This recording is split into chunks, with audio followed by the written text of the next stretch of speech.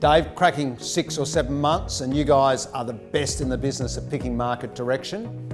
How does 2021 look to the Eley Griffiths guys?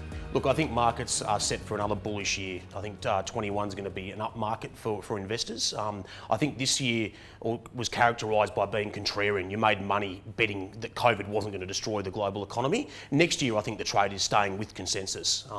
And so I think in that sense, the Australian market particularly is very well primed for a strong year. Banks and resources chiming together, Aussie dollar going to 85 cents, international money flowing into our equity market. You know, Australia's set for a good year. Terrible segue, but I'm going to ask you about consensus. What is a consensus trade that may be something that trips us up? The consensus trade for a number of years has been low inflation, low bond yields, this duration trade that's been happening across equities and asset classes more broadly. I think the risk to consensus is that COVID has actually accentuated in the markets the sense that inflation is never coming back and that rates will be lower for longer. I think there's actually a real chance that COVID's actually going to be the exact opposite. We may well have seen the low in the US 10-year long bond back in March or April this year of sort of circa 30 basis points. We stand at about... After 35 years, you're calling that? I think it's the end. We've talked about this bull market ending. I think, you know, that's the real risk that we see, a bit of a tantrum in the bond market at some point during calendar 21. Is it 6 months away or 6 weeks away? I think that could be quite violent and disruptive to the equity market for a brief period. Now, I know you've had pockets of outstanding success, but has there been a stock that's got your goat this year and been a bad performer and you've thought, oh God, please, and you've learnt something from it? As a small cap fund manager, there's always a few of them, and I thought I'd choose, rather than one stock, a couple of them. Wow. The travel sector for us, you know, when you look at Webjet or corporate travel, these stocks were stocks we didn't own prior to the crisis. They're stocks we watched during the crisis, punched the skies, thought we nailed them. You know, they were going down, they were collapsing, they were going to recapitalise. We didn't buy them. That was the mistake. I think we look back now, 6 months post the crisis, and some of the market caps of these stocks are actually higher than they were pre the crisis, Incredible. Which I think is quite an extraordinary thing. So what's the lesson? I think the lesson is when the time comes to buy, you won't want to. One of that old saying, and I think that applies in our case to Webjet and corporate travel, that sort of travel space. We didn't pull the trigger when they were on their lows during April and May. We can all screen gaze a little bit. Okay, so that's that one, but there's always stocks that if they're the right price, and for a brief period in March we got the right prices for once in a while. What's that stock that's the right price that you would buy and you would just keep on buying? I think Pro Medicus, stock code there, PME, a healthcare technology company operating in sort of the radiology business, got genuinely disruptive technology, winning major clients, major market share in the US. We've followed it for a number of years. The management team have done an exceptional job on an execution standpoint.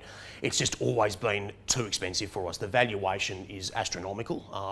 You know, whether it's revenue multiple, PE ratio, EBITDA multiple, it's just, you know, but this business has 20% revenue growth for as far as you can see, 50% EBIT margins. I mean, that is the sweet spot. If you can find a business doing that, you know, you buy it until your nose bleeds, but unfortunately this one's just always been too expensive for us. Okay, the three-peat was beyond you. With Wisr last year, you came out strong, but by the end of the season you're a bit cooked, couldn't get the three-peat. Here's the comeback kid. What's the stock tip for this year, or 2021, that's going to take you back to the top of the podium? Look, I'd like to put forward Prime West Group. It's a property funds management business. It's based out of Perth, a little bit off the radar, under-researched, undercovered, illiquid, 80% owned by its founders, very entrepreneurial guys, vast property experience. And what I really like about this story is it's built its funds under management. So this is a fund manager that invests across property and via syndicates and wholesale mandates. It's actually built its funds under management from 2 billion up to about 5 billion in the last couple of years. So very, very strong growth.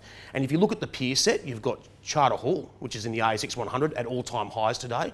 You've got Centuria Capital, is sort of in our small mid-cap space, 1.5 billion market cap, about 10 billion in funds under management.